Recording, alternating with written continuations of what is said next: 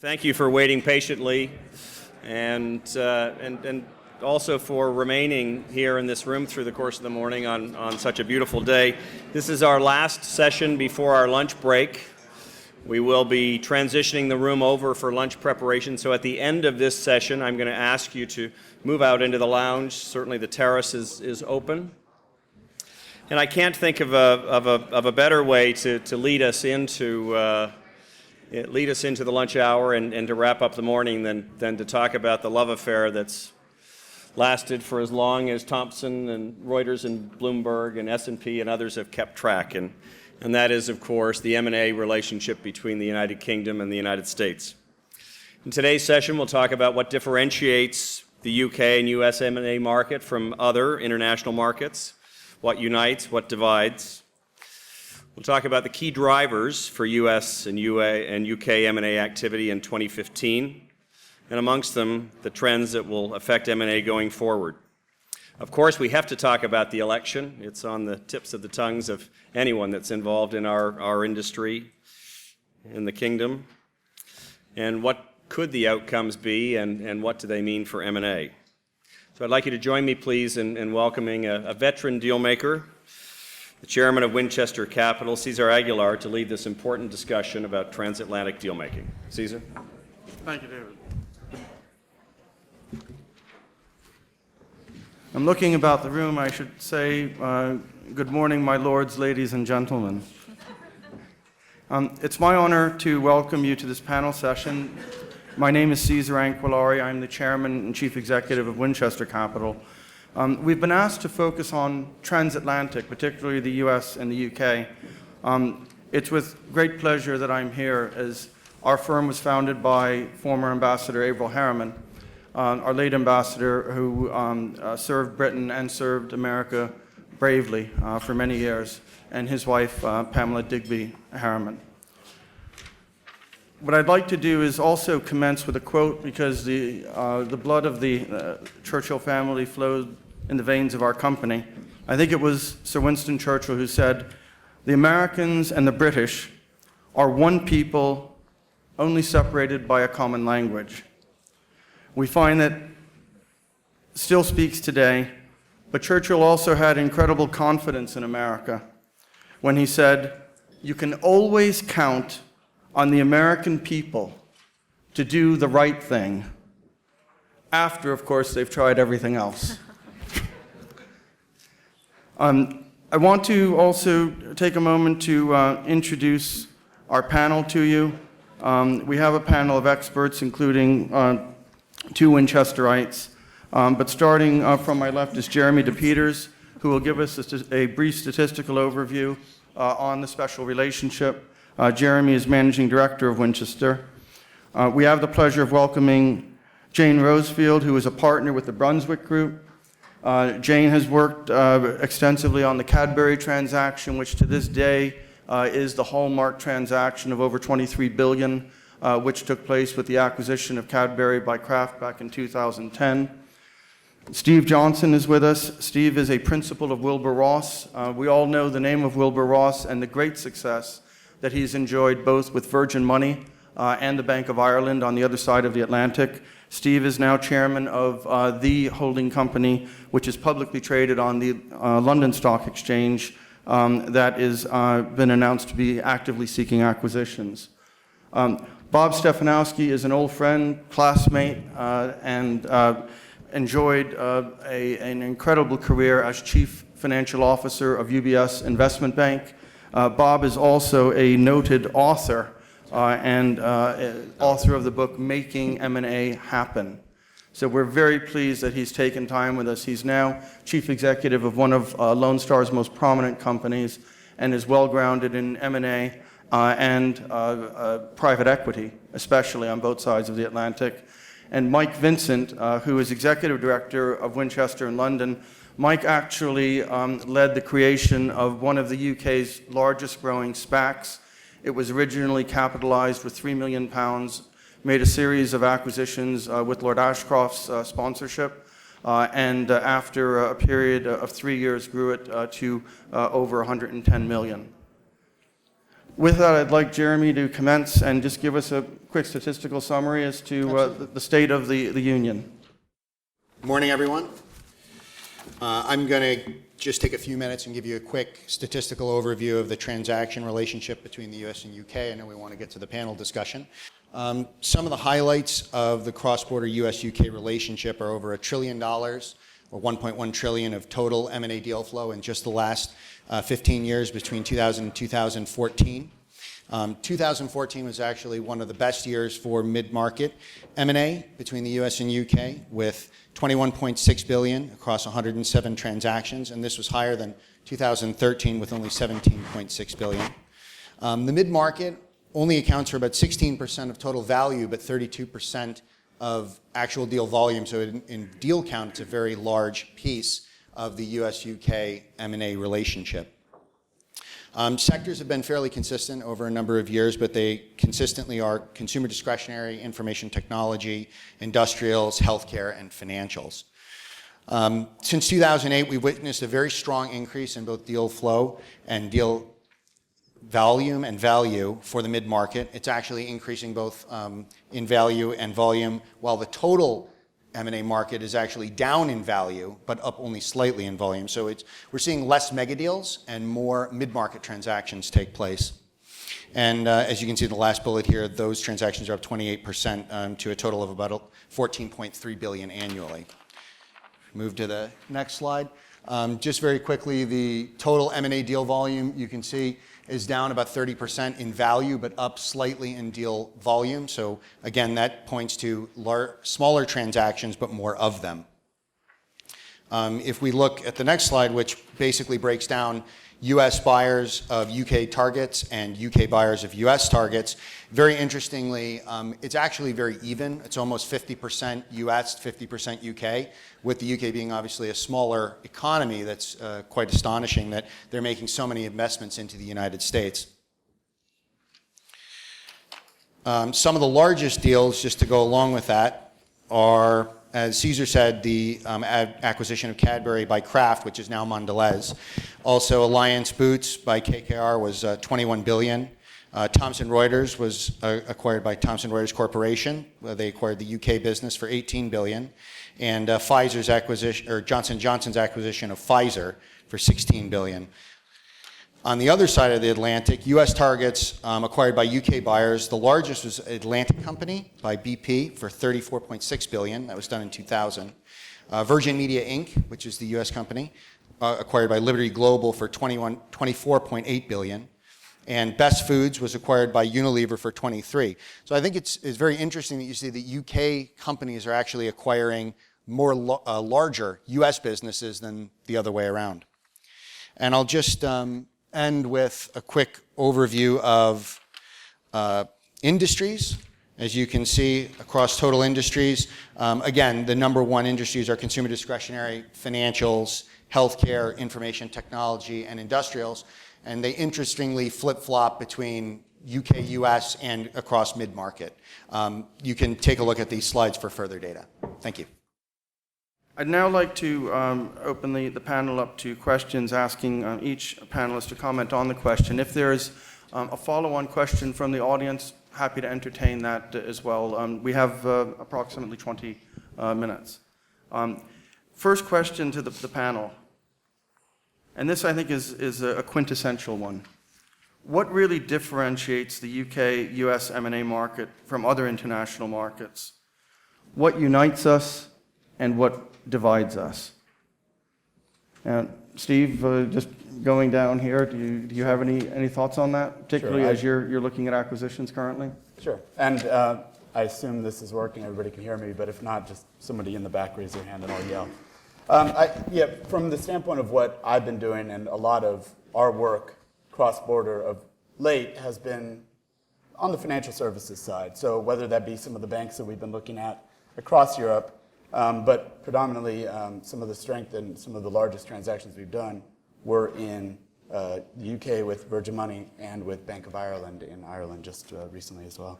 I think two of the very common opportunities really are that we have, and I think of this from a bank side, we have control of the left and right side of our balance sheets in both of those cases. So the US can control currencies and by printing money, and we can actually control by issuing debt too, something that's been a fundamental challenge in the Eurozone that you're seeing now as it plays out. I think obviously commonality of language from the standpoint of insolvency, the fact that it comes from a Western business-friendly framework, insolvency framework. I think that obviously London and the US and New York are two of the strongest financial centers of the world. But all of those mean that we have these rate environments that are relatively consistent in the way that we're moving now relative to some of the other jurisdictions. And I think what you're seeing there is that you have a regulatory moves of the banks that are finding ways to consolidate and create opportunity for some things to get split off. You'll see obviously GE moving away from what it's doing on the financial side.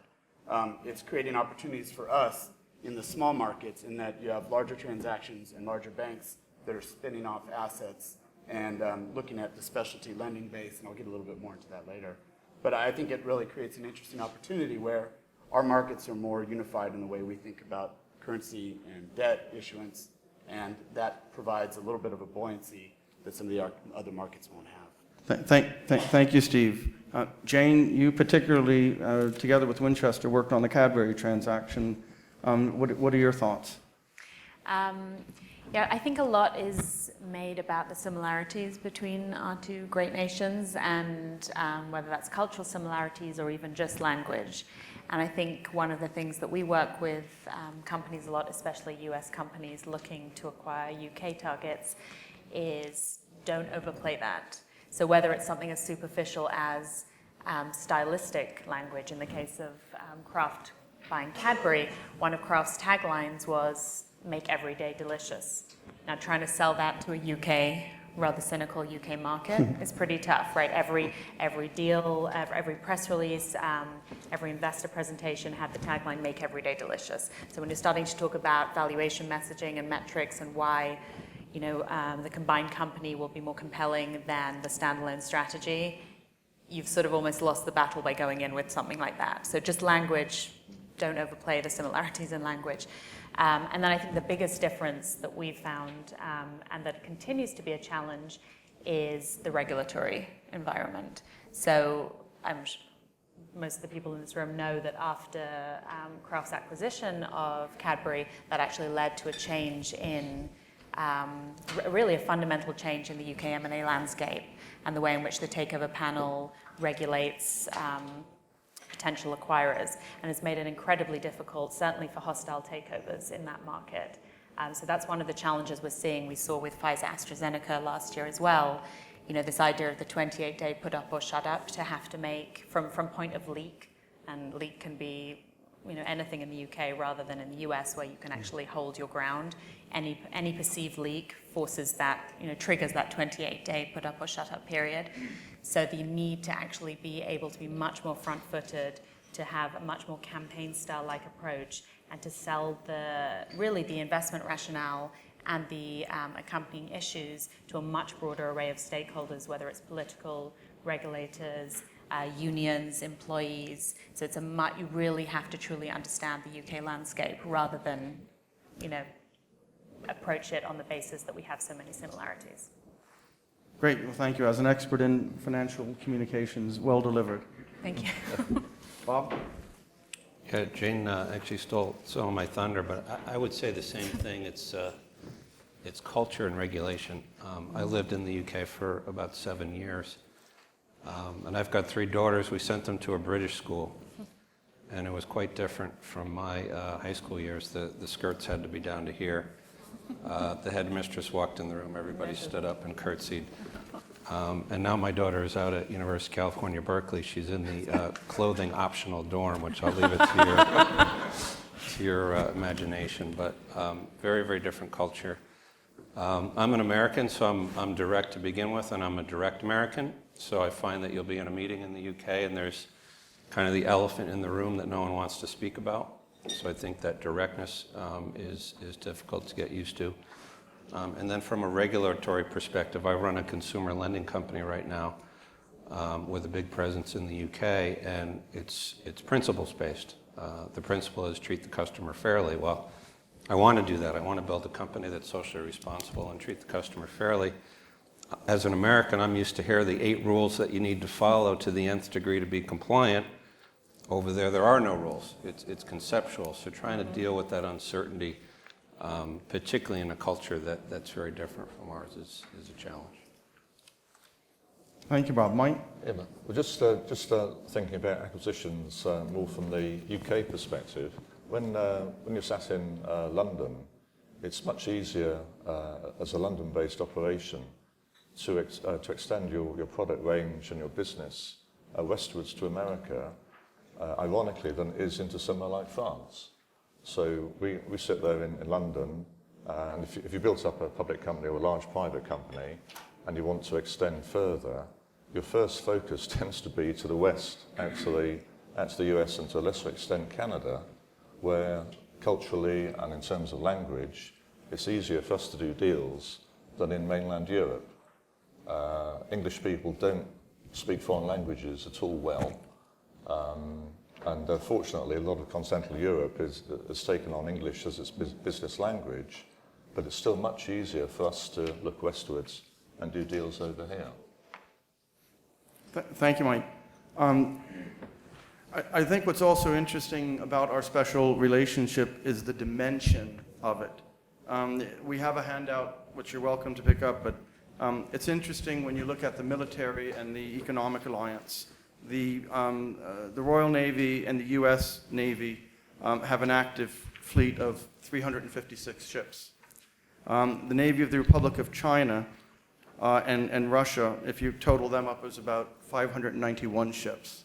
So it's a large military presence. However, if you take a look at the enormity of the London Stock Exchange combined with the New York Stock Exchange, NASDAQ, and our capital markets, it currently sits at about 42.3 trillion, which is 3 times the size of the Hong Kong, Shanghai, Mirex, RTX exchanges all combined. So I think that certainly the power, the wealth, the ownership of assets in the public domain, as Steve is experiencing now with a FTSE company, is clearly in the alliance. And that's why one of the most important things that we want to address, as David had mentioned earlier for today's topic, is what trends that are taking place right now could affect the alliance going forward, namely the general election in the United Kingdom, which will commence very shortly. I think with that perspective, maybe I'd like to go other way around the panel, Mike, and have you start first, because I know you've been following it very closely. Yeah, the general election in the UK comes up a week on Thursday, and at the moment, after 5 years of a Conservative and Liberal Democrat coalition, the first coalition we've had since the Second World War, after 5 years where the economy has been substantially repaired, and the economy is probably in pretty good shape at the moment, we have this massive uncertainty about what's going to happen. The Conservatives and Labour are literally neck and neck, each with about 280 seats is the latest prediction. The Liberal Democrats will be there probably with 20 seats, but the great unknown factor are the Scottish nationalists, who are going to take a lot of seats off Labour in Scotland and could well end up with something like 50 seats. So we're almost certainly going to be in the position of a hung parliament where Labour and Conservative are equal.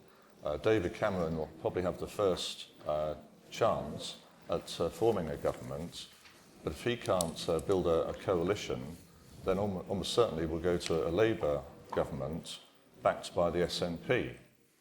And there are 2 uncertainties that this creates.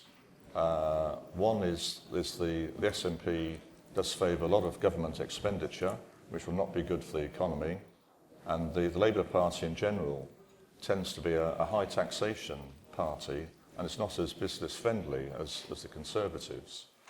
So the second element of it is one of the quid pro quos the SNP will probably demand is another Scottish referendum.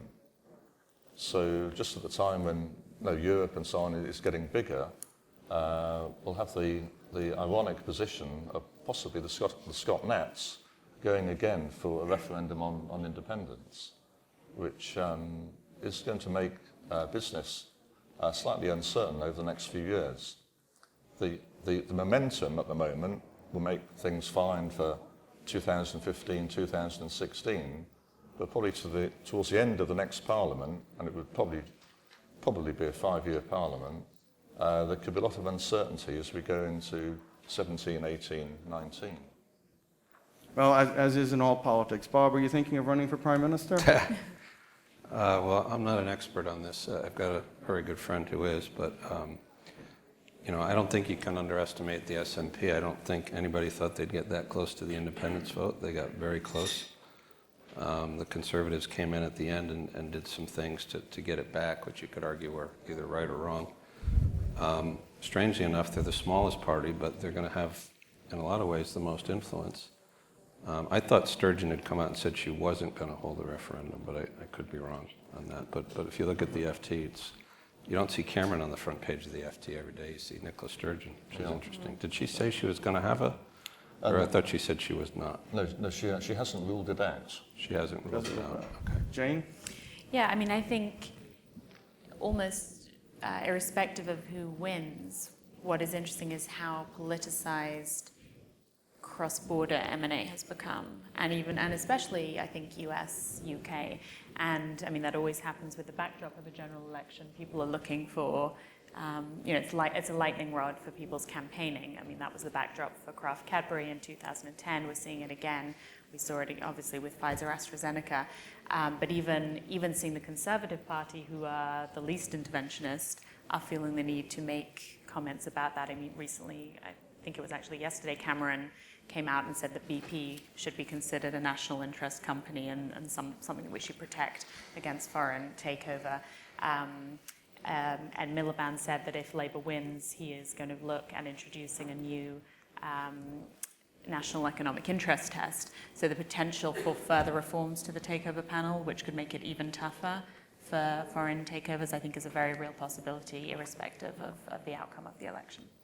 And I think the knock-on of that could be that when it comes to some of the public-private partnerships, private equity's involvement, and this involves bank regulatory environment too, is that much more of a challenge. Because they look at our 3 to 5 year duration of capital. Well, you're not here for the long haul. Right. That's going to be a fairly negative cut through. We had to deal with the Scottish referendum through our investment in Virgin Money, which is an Edinburgh-based bank before we bought Northern Rock. So it's sort of Edinburgh and London now as well, and Gosford. I frankly end up watching Paddy Power and betting sites to find out what happened more than just hearing the polls. And fortunately, it was right in that case. It's interesting to hear that they'll do the referendum again in 2017. People that are on the younger side are waiting for their older parents to stop voting as much so that they can start to rise up the referendum talk more aggressively. But it's a concern. I think what we are hopeful of is that it creates some volatility in the markets. It might be buying opportunities, but rationality prevails. Yet in all of the negativeness of politics, there resides an optimism and a buoyancy in capital markets, which, as Jeremy said earlier, made it a record year. Absolutely. Yeah, 2014 was a record, and especially within the mid-market. I think, like Bob, I'm not an expert on the UK politics, it's more Mike's suit, but I think any time you interject a great amount of uncertainty into a political process and a regulatory process, you can create headwinds to deal making. People don't want to put money into an environment where they're not sure what's going to happen.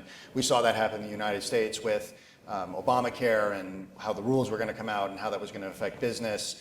So that could potentially end up happening here. Great. I think we have a few minutes left for questions from the audience. Do I see any willing hands? Yes. Just wanted to ask the panel their view on the European referendum if the Conservatives get elected. Question is, if the Conservatives are elected the European referendum, how does the country with the unwritten constitution fall into place? Yeah, but if the Conservatives do manage to form a government, they promise that there will be a referendum on potentially exiting the EU by the end of 2017. Now, Cameron has had to do this as a high-risk strategy to to offset the growing power or the growing influence of UKIP, which is a UK independence party who wants to leave the EU. So Cameron's strategy is to try and renegotiate the terms of our membership of the EU, then represent those terms to the British people in 2017. But he's going to have to renegotiate quite a lot of the fundamental constitution of the EU to do that successfully. A big concern in Britain at the moment is the number of migrant workers coming in from the continent to the UK, and also our inability to pass our own laws anymore. An awful lot of what is on the statute book is coming through from Brussels at the moment. Cameron's going to have to go some to persuade the people. Any other panelists wish to comment on the question? Next question. We're ready. Sir. So my name is Alexander Dillian, Ceasar. Good to see you. Jayne, good to see you. Do you have any perspective on TTIP and where that's going, or the TPP, the Transatlantic Pacific, the Trans-Pacific Partnership, or the Transatlantic Trade and Investment Partnership, and how that might impact the flow of capital? There's been talk about a capital markets union in the EU. Any perspective on that? It's not my bailiwick. Any other panels? Alexander, as you know, I'm on your board, and I commend you for the depth of your question. Good question. I think it's heading in a very optimistic direction, and it will be unique. We've seen instances where trade treaties like NAFTA, others, all come together. The question really has been, is the UK going to remain in the EU? How will that impact its trade relations with America and other countries? And can we perpetuate the special and unique relationship yet even further? Yeah. And just one thing I'd add to that, just from a slightly different perspective, is the issue of tax and inversions. I mean, that was obviously the hot topic of 2014. I think we're going to see that continuing, but it'll just be very interesting to see how much that continues to be a driver, given the political climate in the US and also how it's being perceived in the UK. Could be a major hallmark for M&A as well. I mean, just the ripple effect. Mm-hmm. Blake? From that, how do you think about other issues and other matters surrounding M&A? You know, activism is obviously on the rise, and what are you doing to think about preparing for that? That's something that I think will take over the minds of a lot of us over the next year or so. Everyone hear the question? The question is how does activism potentially impact M&A transatlantically? I think you've got to be careful. I mean, if you look at the data, 70 to 80% of all deals that are done are dilutive. People pay too much. They don't do enough due diligence. In a certain way, I think this activism is a good thing. There's a lot of bad parts about it, but if it results in people being more diligent about what they buy, whether it's B of A buying Countrywide or all these other disasters, I think if it keeps these boards more on their toes to really look at these acquisitions before they do them, I think it actually could help. I think one of the things we're seeing with a lot of companies we work with is obviously with the growing threat of activism, and especially with companies like Pepsi and Apple, some of the bigger companies who thought they were probably had very strong defenses against activists, and now seeing no one is really, or everyone is at risk, is putting in place much more robust internal activist programs to try and preempt any external threat. And I think it's sort of what we're seeing now is a form of what used to be the hostile takeover defense that every company would have, moving across to broader topics of activist defense, whether it's corporate governance or any other version of that, so that should they be attacked, they already can be on the front foot in their defense. Steve? Yeah, it's nice to not be an activist in this sense, in the sense that there is a lot of cash that's been sitting on the sidelines. People have been trying to figure out from the corporate side where to deploy it. I mean, there's a huge amount in the private equity world as well, but you could see that even with deal volumes up, so much of that's coming from the corporate side rather than the PE side. And a lot of that's just valuations that move beyond where our price expectations and our return expectations are. So what that's led to is you have all this dearth of cash. You're either doing share recapitalizations, buybacks, something to deploy it because you're not finding the value in the M&A, or you're overpaying for the M&A because the markets are so frothy and and debt's free. That inflection point on the cost of debt is going to obviously change pretty, not substantially, but it's going to start to change meaningfully over the next 18 months. And I think that you're going to see a unique change in the conversation as people start to say, okay, are we now seeing the return now that it's not free capital as we're deploying into these M&A transactions? But we support the activist roles too, because I think that provides us as friendly capital a place to come in as PE investors too. With a record number of transactions last year, plenty of money in both the private equity markets and obviously available for public debt. We thank everyone for attending this morning, and as far as the special relationship goes, long may it rain. Thank you very much.